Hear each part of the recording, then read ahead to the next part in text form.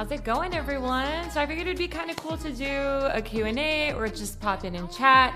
And I can answer any questions that you have about cycling. Before we get started here with our live ride, we're taking on a 45-minute heavy hills and heavy upper body set. So I am looking at two screens here. I'm looking on Instagram and I'm also looking on YouTube in case you have a preference of where you'd like to watch. Most of my rides, when I do them live, are streamed on both.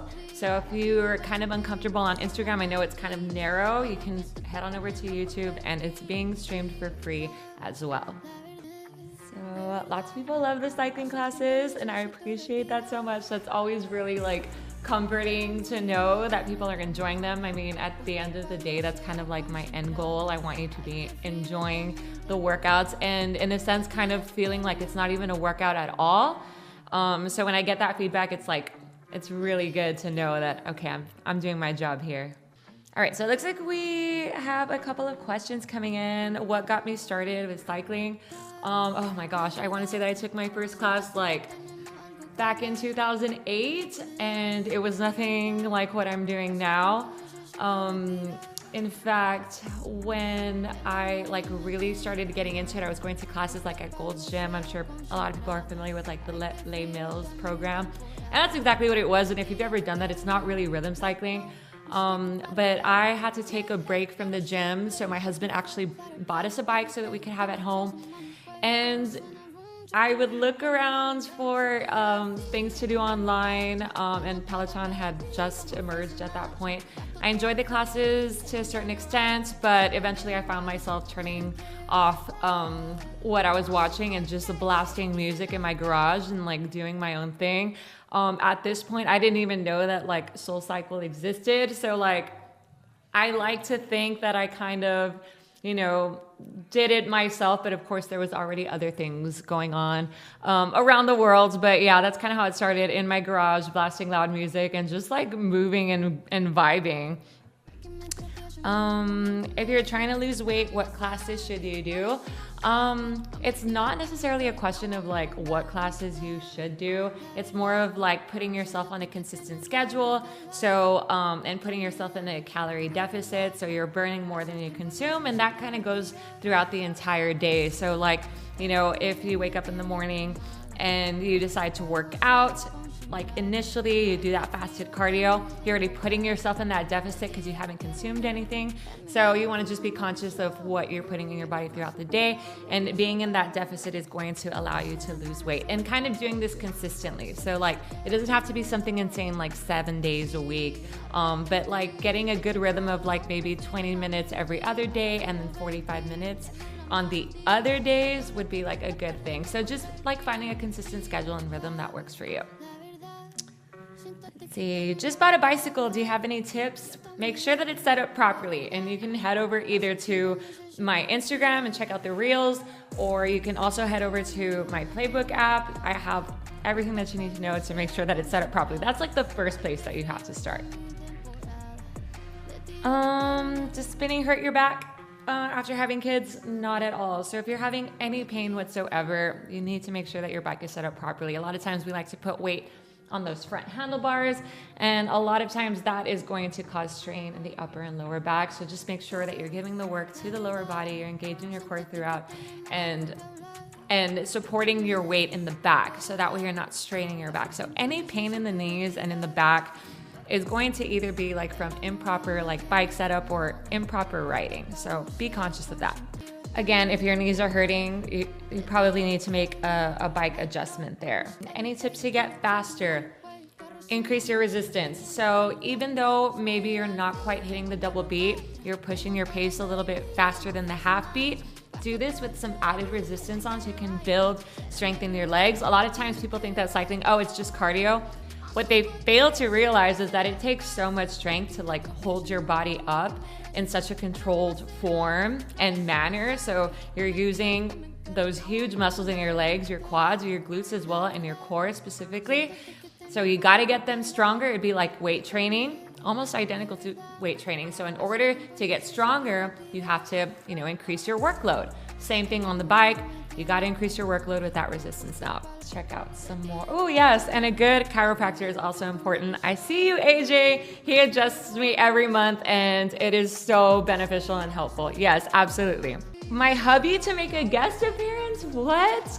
You know what? Honestly, I think he would love it. Like, we've been talking about like making like a podcast because we're literally, excuse my language, like shooting the shit always. We're just talking about the most random things. So maybe one day he'll like pop out here and join me. You literally hated cardio before, now you love it. Me too. Like, if you told me 7 years ago that I would be doing fitness for a living, I would literally laugh in your face. Like, I can't believe that I enjoy it so much that I made it a living.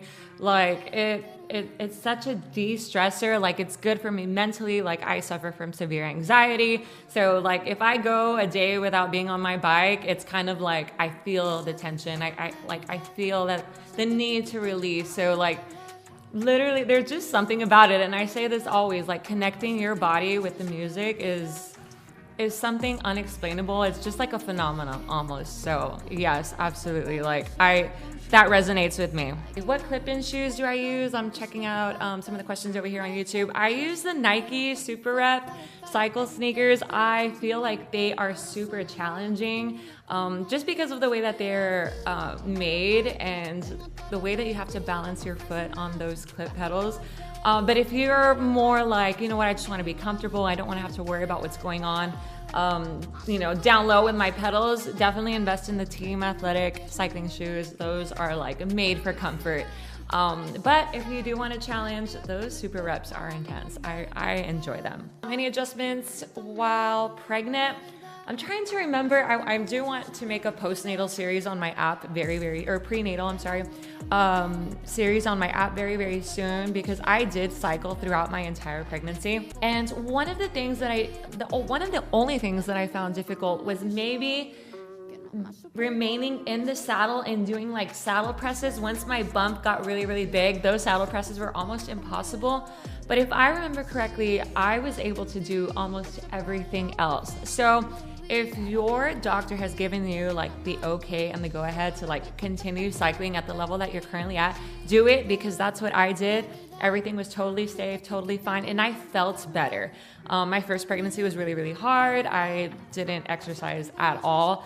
And even the delivery was very challenging. I was actually in labor for 27 hours. Don't recommend it. Whenever I had my second child, I cycled throughout the entire pregnancy, quick, fast delivery, and even the recovery time was like so fast. So as far as making adjustments, just maybe if at any point in the ride we're doing saddle presses, continue just pedaling on the saddle and avoid those presses. But everything else, I remember being able to do tap backs fine, presses fine. I would even like snake well with my big belly. So nothing was really, you know, too challenging, even in my 9th month of pregnancy. How many days a week would I suggest doing a 45-minute class? I mean, this is really like so subjective. It just depends on your goals. Like, I like to do it because I love it, I enjoy it. And some people, you know, have specific fitness goals. So it just depends on you. If you like to do it because you enjoy it, I would say do it as much as you like. And I say that because cycling is so low impact. As long as your bike is properly set up to your specifications and you feel great, you're not gonna feel any pain, or, you know, you're not gonna do any injury to your body by cycling so much. So literally, again, it just depends on how much or what your goals are, really. Absolutely look forward to more rhythm pump classes. That's exactly what we've been working on, trying to figure out a way to create more of them. And I think we have figured it out. So starting next week, we're gonna have consistent live classes daily in the evening. So we'll be able to work on those rhythm pumps earlier. So yes, you will definitely be seeing more rhythm pumps. Let's answer a couple more questions here because we gotta get going for our ride. If you have elbow pain, is it because the handlebar is too low? I don't ride with my arms straight, but I do bend my elbows. It may be because your handlebar is too low. I'm trying to like think here. But without even realizing, you may be putting some weight into it even though your elbow is bent. So be conscious of that. Like, sometimes our body tends to like subconsciously favor one side more than the other. Me is my left side. So like if I find myself putting a little bit more weight or strain on one side, like I'll adjust it. So it's just a matter of being conscious of that. But that might be what's going on. One more question here. What do I typically eat after a ride? Ooh, I go to town. Let me tell you that. Like I will try to get as much protein as I possibly can in. I get my carbs in. I eat well. And if you find yourself really, really hungry once you've started your cycling journey, this is very common. It's because you're burning so many calories and that's putting you in like a significant deficit. So your body's like, fuel me, please. So it's okay to increase the amount of calories that you're consuming as long as they're like beneficial to you, right? So you want to have like your protein, you want to have your carbs, and you want to have your good fats. So just make sure that you are, hitting those macros, and I have that breakdown on my Instagram as well. So just head over to my highlights and you'll find it there. I think that's all the time we have today. It was so much fun doing this. I hope we can do it again very, very soon. I hope I was able to answer some questions that you have, and let's get ready to ride. I'll see you guys soon.